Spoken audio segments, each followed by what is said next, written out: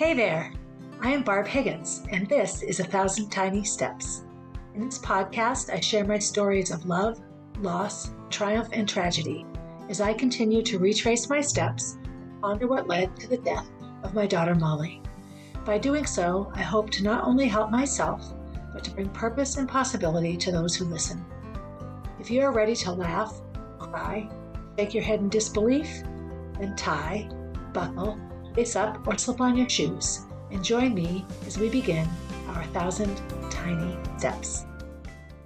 Hey everybody, Barb Higgins here, welcoming you to episode 117 of 1,000 Tiny Steps. So I'm culminating a 4-day stretch where I've had 2 podcast interviews, both me being on another podcast, a podcast recording, me interviewing someone to be on my podcast and me on their podcast, a quickly recorded podcast interview that was a great idea that I thought of and had to record right away. And now on day 4 of this massive podcast recording frenzy, or day 5 perhaps, I'm recording another one, primarily because Jack fell asleep in the car and he, Kenny, and Gracie are out of the house.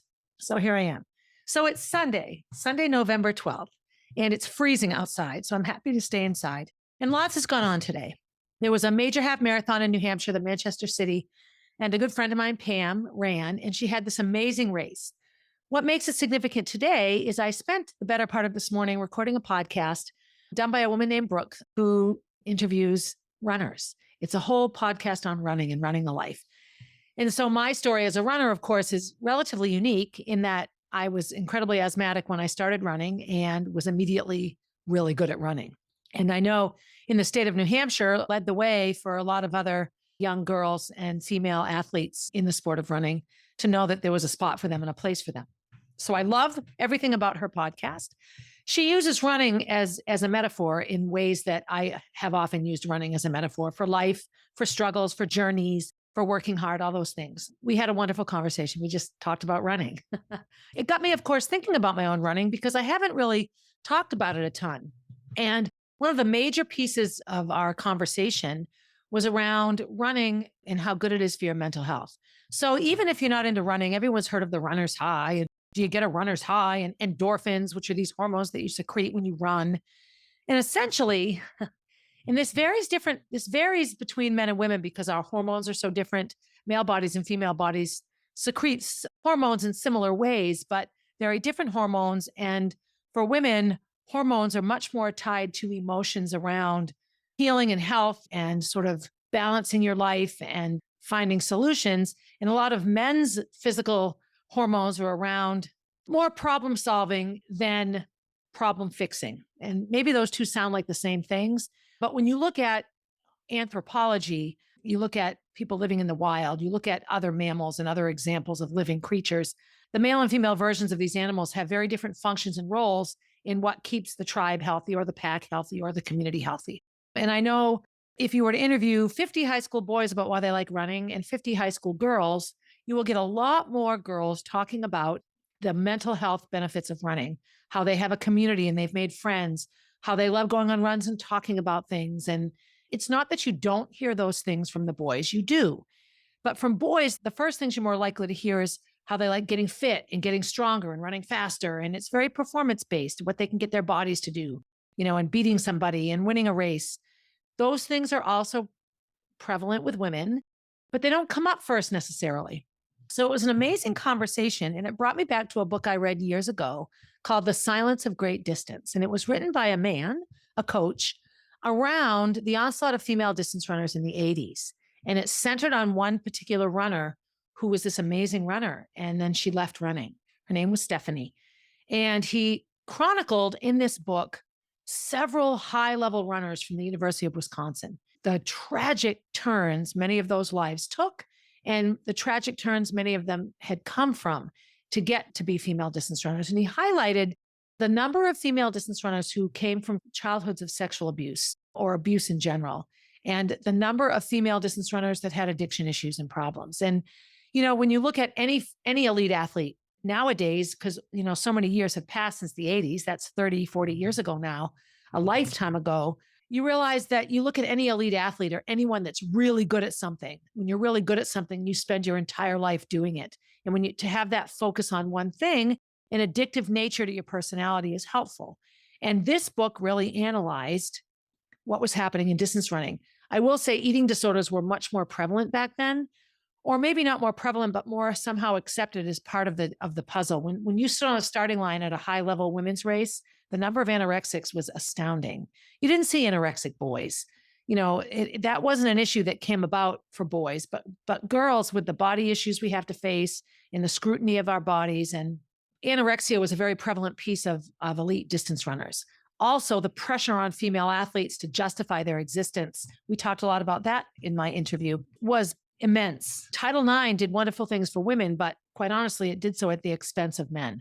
Lots of universities had to cut men's programs to meet the legal requirements of Title IX, which was to have equal opportunities for men and women. So at my college, Boston University, they got rid of football. That was like 60 male athletes. So that balanced out 3 or 4 different women's programs.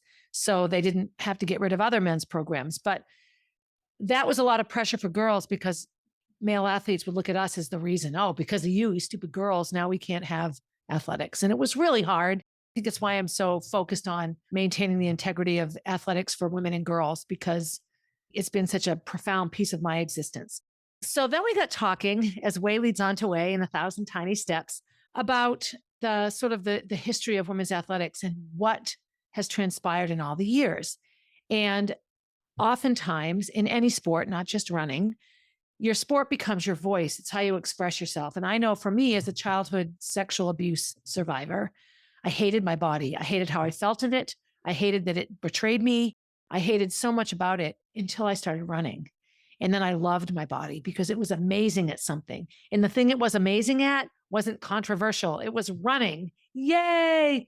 And so I began a new love-hate relationship with my body around asthma and my desire to be drunk and drink alcohol and that sort of thing. I also had an ability to step out of myself. And that happens, anyone that's had a significant trauma in their life, whether it's emotional abuse or verbal abuse or child abuse, physical or sexual, or any sort of trauma like an earthquake or a fire, when you're in incredible traumatic situation in the present, your mind shuts down and you can step out. It's almost like watching yourself from across the room. And so when you're in a distance race, what a great skill. I'm just going to step out right now and I'll be outside my body and I can manage the pain better. This wasn't something I would do consciously, but I would notice oftentimes after certain races, when the pressure was on, I could pick up my pace exponentially and not feel any discomfort. I was so caught up in, oh no, if I don't pick it up, I'm going to lose the race, that I didn't feel it. So some of that would be adrenaline, perhaps fight or flight. But I do know that my non-abuse surviving friends had a much more conscious effort to step out of themselves and conquer the physical pain than I did, which leads to the next piece of what I'm going to talk about today in my podcast. So the next piece would be silencing the voice. In the book, The Silence of Great Distance, was a classic example of what happens oftentimes with women and girls. When things get to be too much, we're often just encouraged to be quiet. Or we decide the best thing we can do is just to be quiet, put it in a box, make believe it never happened, and move on. And that's incredibly tragically sad and unfair to anyone, male, female, black, white, old, young, big, small, whatever. It's incredibly unfair and sad that somebody would get to a point in a crisis where the best thing to do was to shut up, to be quiet, to pack it away and make believe it didn't exist, because these things do exist. And at the least opportune times, they rear their ferocious heads and insert themselves into your lives. A big part of my book, Motherland, a huge piece of my book was called A Strange Kind of Justice. This was the part of the memoir in which we would describe the lawsuit that I went through related to Molly's death. When you settle a lawsuit, you sign off on your ability to share your story. You can't talk about it. It never happened. That's kind of what they want you to do. And the attorneys on the hospital side have no trouble bullying you and being mean and threatening in their insertion and insistence that you shut your mouth. As a child that was told to be quiet after my sexual abuse, that's a big trigger for me. When I look at lots and lots of social agendas going on right now, oftentimes the purpose of a social agenda is to uplift a minimized population. But sometimes that very agenda and that very population seeks to minimize another to gain traction. So in order to make themselves feel valuable and valid and hear, that happens by minimizing someone else. When that population speaks up, they're vilified. So I'll use a very, very not current example. I'll go back to Title IX in the 80s. Those male athletes had every right to be upset. You're a football player at your college, you love your school, you're committed, and you find out that next year there's no football team. If you want to continue to play football in college, you have to go someplace else. And what were the men told? Well, you know what? There's nothing you can do about it. The women are here. The sad piece is society wasn't in a place where those men didn't realize they could speak up and say, hey, Title IX, if you're going to insert these rules, then help colleges fund these rules. Don't just say you have to do this, figure it out. Yes, we want the girls and the women to compete as well. So let's make this happen without sacrificing the athletic programs that already exist. I think a lot of today's issues in athletics stem from resentments that still exist from 40 years ago, 45 years ago, when Title IX, 50 years ago, was first instituted. And basically, it was a demand that society allow women to do everything men do. Well, quite frankly, women and men and women are not the same. And what I'm trying to say here is there are certain things that will always be different, but those things shouldn't dictate and define what happens in the journey. So, for example, I remember years ago, I had college roommates that were Jewish. A lot of Jewish families went to BU, a big Jewish population. And I never knew that there was a lot of racial tension between Jewish people and Black people. I never knew that. It didn't dawn on me that either group would be racist to another group because they were such victims of racism themselves. This is not a judgment. Let me be clear. I was your blue-eyed blonde white girl from white New Hampshire who only saw what she saw in my 95% white town at the time. And I only knew about racism what I saw on TV or what I learned from my very white New Hampshire teachers. So I don't want to offend anybody, and I know that I might anyway. I'm just letting you be clear that I really am not trying to do that. What I'm trying to say is, if somebody teased me for being skinny, the last thing I would do is tease somebody for being skinny because I don't like it being done to me, and so I wouldn't do it to someone else. And so I had a hard time understanding the fact that a group of people that were so treated so poorly because of who they were would treat another group of people poorly because of who they were, and vice versa. And I remember talking with I had these wonderful roommates, Karen and Rhonda, and we talked about this, and none of us really understood it. They felt like I did. Now we were functioning on a personal level. Why would I treat my Jewish roommate poorly because they're Jewish? I wouldn't. Yeah, I find that the stupidest thing in the world. All three of us had this conversation around the fact that we couldn't understand two minimized populations, two populations that were made to suffer just because of the color of their skin or the belief of their religion, would treat anyone else poorly for things they couldn't control, right? Not a value judgment, just an observation. And it blew my mind a little bit. But as I stepped back and looked at all sorts of social initiatives, I realized that all too often, one side that's feeling minimized on an issue will minimize the other side to build themselves up. And now you simply have a classic childhood playground situation of he said, she said. And both sides doing the same thing, claiming the other side is wrong and their side is right. And that's why it's okay for me to do it because I'm right. I see this a lot with atheism versus religionism. I see this a lot, Republican and Democrat. Oh my goodness. I saw a reel the other day that went on and on and on about, oh, those liberal leftists, we don't hate anyone. And then there was a list of people that the liberal leftists hate. Well, okay. The far right-wing folks, the far right-wing rightists, the conservative rightists, whatever, also claim to be strong in their convictions, and they also hate a big, long group of people. So to me, it's two sides doing the same thing. So why am I rambling on and on and on about this? Part of my trauma around Molly's death was that I just felt like I wanted some sort of justice for her. I wanted her death to mean something. I wanted it to matter. She was fucking dead.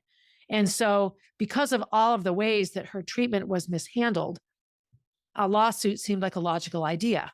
I'm legally not allowed to disparage or insult any of the people involved in Molly's care because I signed an agreement that said I wouldn't. I was bought off. That's how I feel. I have a lot of self-hatred around the fact that I didn't just take it to court and just let a jury decide. The piece of a lawsuit that is surprising to me is how much the attorneys looked at my flaws as a human being as part of their argument. My flaws as a human being have nothing to do with how Molly was treated. And if they do, the hospital would simply be admitting that they treat people that make mistakes poorly. Like there was no logical reason around why 6 out of the 8 hours of my deposition included mistakes I'd made, things that happened in my life 5-10 years ago, things that happened after Molly died. Like none of those things mattered one iota in her treatment. And those attorneys know that. Their job isn't to seek justice. Their job isn't to improve their doctors. Their job is to prevent that big giant insurance company from having to cut me a check and to protect the pseudo wonderful image of whatever hospital or doctor's office they're representing. So we had a whole section in this book that we had to take out. So we still have a section and there are only 2 chapters in it now. And neither of those chapters go into any detail about what that process was like, but they relate to what I'm going through now, to what I perceive is happening a lot now. I'm on a school board in my town in Concord, and there are 2 news sources in our town. One is a newspaper, one is an online source. The newspaper is incredibly liberal. The online source is a bit more conservative. So they battle. The newspaper doesn't like the online source because they still want people to buy their newspapers, right? So they disparage the person that runs the online source. The online source trashes the newspaper because actually he's pretty good at not trashing the newspaper. But, they want people to read their stories. The website wants clicks, click, click, click, click, and the newspaper wants you to pick it up or have it delivered to your house. So there's a lot of back and forth. And we have some very, very liberal folks in the school board that really publicly trash the online media site. And they specifically trash the personality and the person that's in charge of it. And that irks me to no end because they don't trash the newspaper. And this is a newspaper that has been horrible to me. Printed lies, printed gossip. They did a whole entire gossip piece on Roy's family and my family. It was 80% of it was conjecture and false. It was the most humiliating experience of my life. I realize now that Roy was actually involved in that, the creation of that article, which explains why it was printed in the first place, but they wouldn't ever give up that source. And it was awful. It was the most heinous thing I've ever gone through. Well, one of the many heinous things I've gone through. I am very easily triggered by hypocrisies in these things, by a group of people claiming one thing and then disparaging the other. So we had a situation, and one of the people that so openly criticizes the website, the news site, went on and on about how we have to stop judging people because they're different. We have to stop assuming because somebody's different than what we believe that they're bad, right? And it was a situation that left a lot of people puzzled. I can't go into it because it involves a human being, but it was just a situation that was presented one way on the news website and a different way in the newspaper. And there was back and forth over it. And all that came out of that for me was this is a person that sat at a board meeting and disparaged people for not accepting others just because they're different. And yet, because she doesn't like the way the news is presented on the website, and because this person's beliefs are different than hers, she hates him. And I'm just like, this is what irks me. Have your beliefs and fight for your beliefs. But if you have to knock somebody down and diminish them to make your belief stick, you have to rethink either A, the validity of your belief, or B, how you're trying to help that belief grow. And this is just where I struggle. Nobody should have to erase who they are or change how they feel about themselves to allow someone else to feel okay about themselves. That doesn't mean there isn't empathy or compromise or conversation, but you can't invisible something because something different wants to feel better about themselves. There should be conservative news sources and liberal news sources. Somewhere in all that rhetoric is the truth. Somewhere in both sides is the truth. And I know I am made better by really examining all sides of an issue. So I've had to examine the hospital side and the pediatrician side on the issue of Molly. I don't always like what I see, but I can't completely 100% vilify the people involved in her and then claim and ask for people to understand that there's more to me than just the bad things those hospital attorneys wanted to share. I have to acknowledge that it's a bigger picture than this. That isn't always easy, but I will not say or ever agree that my behavior before her death or after justified their treatment of her. That's just crap. So I'm going to read to you again a little bit of Motherland, because for those of you that don't know me or haven't ordered it yet, I want you to read it. And this is from chapter 27. It's called In Real Life. And essentially, it talks a little bit about what I've just been rambling on and on about now. I'm going to read some and talk and read some and talk. So in real life, chapter 27, Motherland. Any fight for justice, especially when it comes to fighting for your dead child, is never as clean-cut or as satisfying a narrative as you see in the movies. In real life, the lines between the victims and the perpetrators are blurred. In real life, the legal process is less about truth and more about who can tell the most persuasive story. In real life, there's rarely closure, much less a sense of victory. Everything is a compromise. But we knew we needed to fight for Molly, and the fight carried us through this stage of grief. At the beginning of June, we received the pathology report, which revealed that Molly's tumor was benign. We'd suspected this from the start, but now we had definitive biopsy results. The roller coaster of grief and elation that I'd been through over the past month as we said goodbye to Molly, buried her, and then celebrated her through her musical, now turned to anger. Molly should never have died. The day after the news, we went to collect Molly's medical records. From the children's hospital where she'd spent a week unconscious as we prayed for her to wake up, from the ER where she had lain for 16 hours, from her pediatrician's office where she had visited multiple times. We settled on an attorney, not only because of his professional expertise, but because of his manner and his character, a choice I would be deeply grateful for. And then the 6 long months of information gathering began.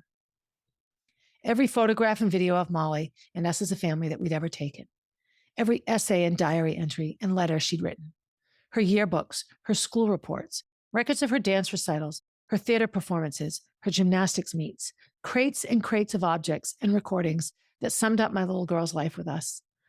Over 100 interviews with friends, family, nurses, doctors. Our attorney had a film created of Molly's life that represented who she was and what she meant to those around her and to the wider community. We booked a space in the local middle school auditorium and put out a message on Facebook inviting people to come and share their stories. We thought a handful of close friends would show up. When we arrived, there were 30 people. The film producer said she was pleased with the turnout. "This will help us make something good," she said. "Just wait," I said. "I think more people will show up." By the end of the filming session, we had filled the whole auditorium. 200 friends came to talk about Molly. Again, we were blown away by the love there was for Molly and by how much she clearly touched people's lives. Information gathering was a long, draining process. Our attorney said that the case would take as long as 5 years. In a way, I was glad. Just as the funeral and the musical had taken my mind off the unbearable grief of losing Molly, this process, too, helped me to find a reason to get up off the living room floor. It gave me a purpose to keep living. If we couldn't have Molly back, at least we could fight for her. I'm stopping for a minute, the reading. If you can see me, it's obvious. The 2 years that we were involved in this legal process, the other piece that this did is it allowed us to live in the reality that she was still alive somewhere. Grief is a remarkably strange thing, and traumatic grief does things that make no sense. And there was a huge piece in all of us, in me, in Gracie, in Kenny, in my mother, I think, that believed that she'd come back or didn't believe that she was truly gone, even though day after day after day she wasn't there and we had a grave and we knew her body was in the box. Your brain just tells you that she's still out there somewhere and not to worry about it. I think it's a survival mechanism. All the conversations we had around Molly during this process, she was still alive. We were talking about alive Molly. And so time stops. It stayed 2016 for a long time. And that's just a weird little interjection there. Okay, I'm reading again. For legal reasons, there's little I can share about the process or outcome of the case. Much of it has been mentioned in the local press and can be found there. I wish I could say more because I think I could help people who find themselves in a similar situation. I do, however, want to share this.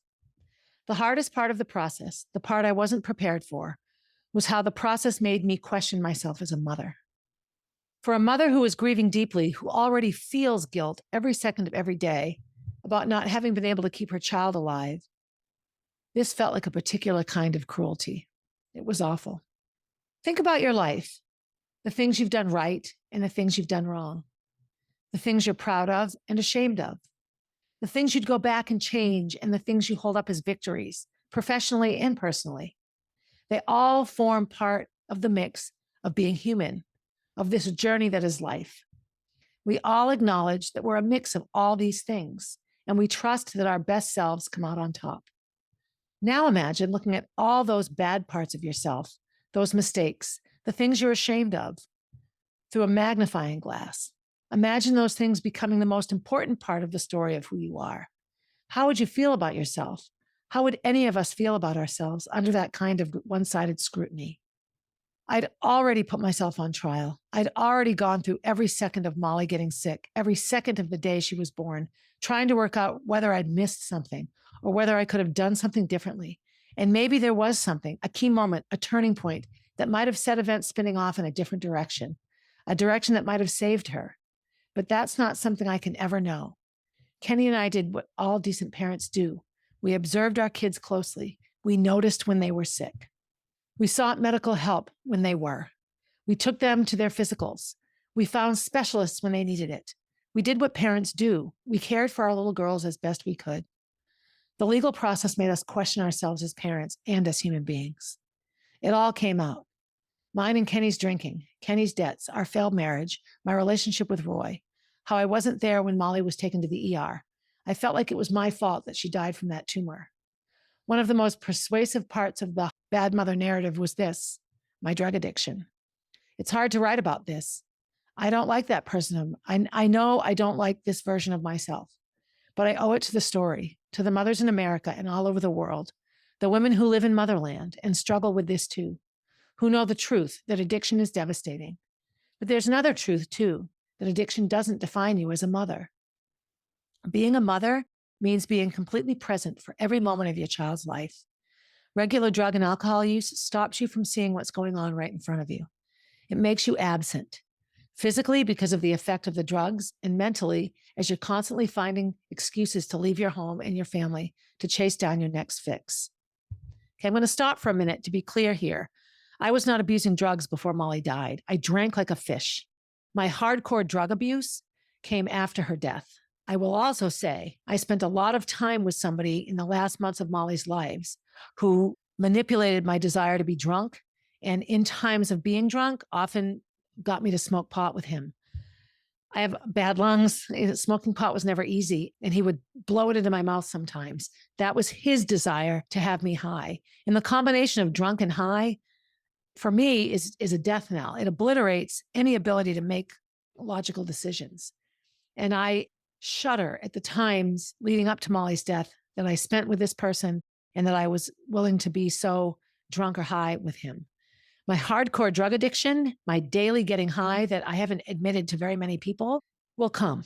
That's a story that will be extremely difficult to tell, but a necessary one, and one that I love you all, but I'm not there yet. I just wanted to clarify that. I've been clean for a long time now, and my sobriety has given me clarity and heightened my guilt. I believe that if I'd never gotten involved in drug use, I would have seen Molly's pain more clearly and somehow fought harder for her, and she'd still be here today. Perhaps that's a delusion, part of the guilt monster that chases me down every day. I guess we'll never know, but it's something I have to live with. This I know to be true. I am a flawed mother, a flawed human being. The things I have done that I shouldn't have done, the things I should have done that I left undone. I have made more mistakes than I can count. I have a lifetime of regrets and poor decisions, and I could have been a better mother to Molly and to Gracie. And quite frankly, there are times I feel I can be a better mother to Jack. This is a challenge for all mothers. Being married is hard. Being a parent is hard. Being a human being is hard. We get it wrong sometimes. Often. I never presented myself as a saint or as a perfect mother. If Molly were here today, she would tell you about all the times I'd let her down, the times we'd knocked heads and fought, the times I'd driven her crazy and disappointed her. But she'd also tell you that I loved her and Gracie more than anyone in the world. She'd tell you that I always put them first and that I would never have done anything to hurt them. She'd also tell you that my failures as a mother had nothing to do with her death.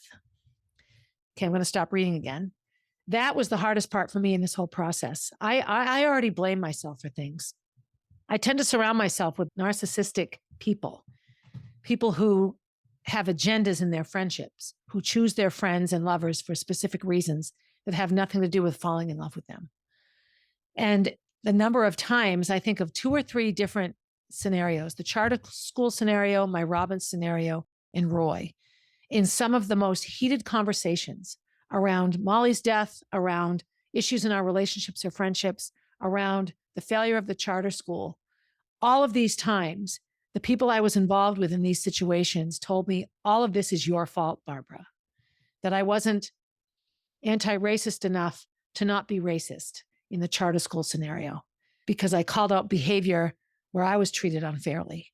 In my friendship with Robin, she put on top of me all my drama issues, my issues around drama, my need for control, everything needing to be all about me. When quite honestly, anyone who spent significant time with this person knows that she calls all the shots and everything is very much about her. It's not always a bad thing. She knows how to have fun. And I know in one of my last conversations with Roy, he said to me, I just want to remind you, all of this is your fault. I tell myself that anyway. I don't need outside people to remind me. But I also know in digging through the good, the bad, and the ugly in everything I've gone through, seldom is any one person at fault for anything. You know, we live in a society of mass shootings and genocide and racism and sexism and classism and all of the things that go on. We minimize populations to make ourselves feel better. All of this happens all the time. We become numb to it, I think. But in any initiative, there's not one side or another that's completely right without responsibility. We're all in it. You know, currently the Israeli versus Palestinian situation, neither of those sides are completely innocent or completely uninnocent. You know, both sides are victimized by the other. Both sides hurt the other. It's impossible for me to take a side because there's too much involved. Yeah, I mean, this is life. So this chapter for me illustrates all of these things. You know, Christian versus Jew, Jew versus Muslim, atheist versus anything, Republican versus Democrat, communism versus capitalism, all of it, all of these agendas. Each side has culpability and contributes both to the solution and to the problem. I'm going to read again now. After years of fighting, there was no real resolution. What I can draw comfort from is that even though our fight wasn't world-changing in the way I'd hoped it to be, it formed part of those 1,000 tiny steps toward making parents aware of how to better advocate for their children. Every now and then, I hear a story that gives me hope. A year after Molly's death, I was timing a track meet, and a girl collapsed at the finish line. Someone called 911. I went over. The girl was struggling to breathe. Everyone was telling her to calm down, as if that was an option. We need to get her some space and some air, I said, and we need to stop telling her to calm down. We need to stop telling her how she should be feeling, I said. I stayed with her until the ambulance arrived. Even then, she didn't want me to leave.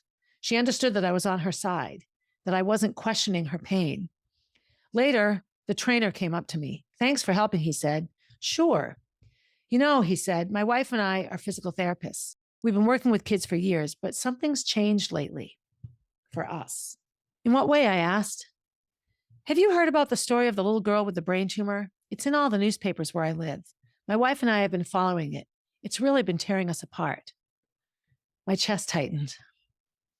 What girl? I asked. Molly, a girl called Molly.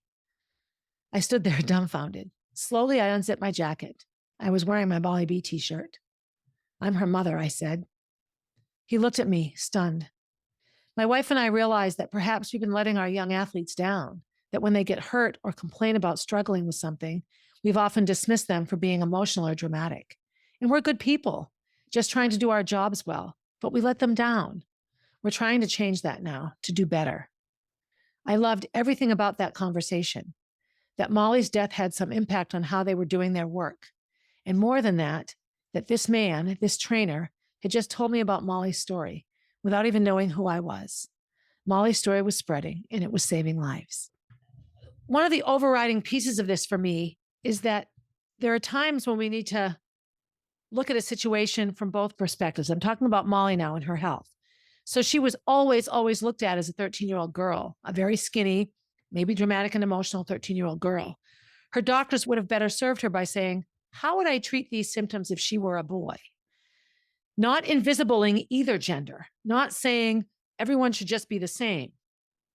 No. Looking at who she was and the body she lived in, and then asking themselves, how else can I look at this other than the way I'm looking at it?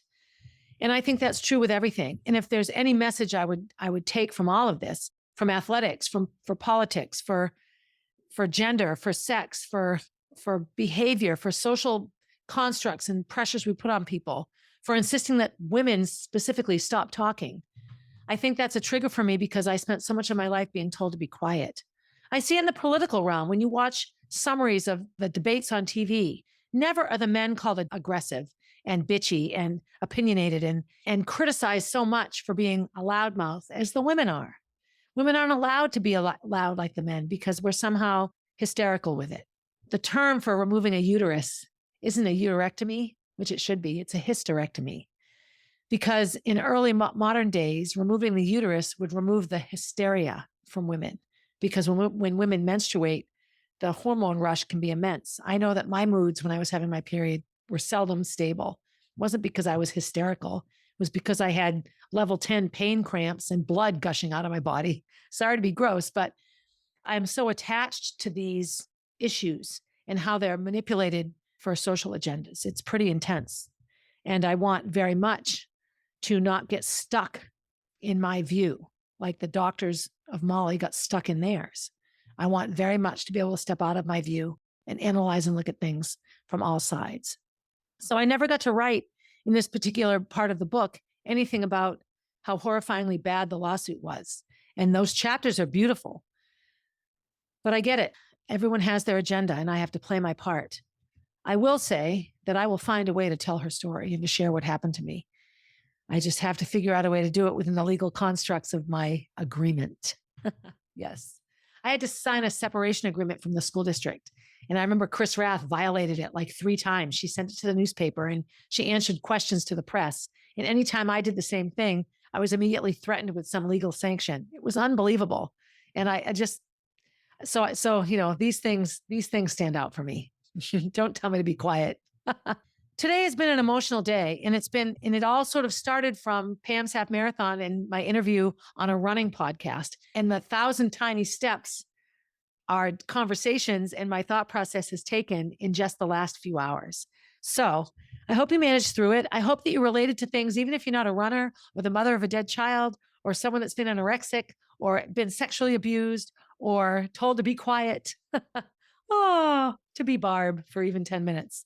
Anyway, I hope you found something helpful out of it and that you'll keep listening. Next week's episode is my interview with Lita Peterson, this amazing 4'10" El Salvadorian woman who is amazing and is heavily into CrossFit. Please listen, even if you're not a CrossFit athlete, because so much of what we talk about is what it's like to age as a woman and what it's like to be a female in a CrossFit gym. And CrossFit gym can be an analogy for a boardroom, an operating room, a classroom, a restaurant, a store, a political debate, you know, what it's like to be us aging in a society that does not celebrate aging females whatsoever. So anyway, that's my day. So as always, be good to yourself. Find good, wonderful ways to be good to yourself and do that. After you've done that, be good to someone else. Leave them better and happier than you found them. And as always, have a good day, everybody. Hey, thanks for listening and supporting the podcast. Feel free to leave a review and share my stories with your friends. Please reach out with your own stories, as I love connecting with my listeners. If you would like to get to know Molly, head over to mollybfoundation.org to see what she is all about. If you want to see what I'm up to next, you can find me on Instagram at barb_444, on Facebook as Barb Higgins, and at my website, 1000tinysteps.com. And while you're there, sign up for my newsletter, a weekly way to find out what's up in the life of Barb Higgins.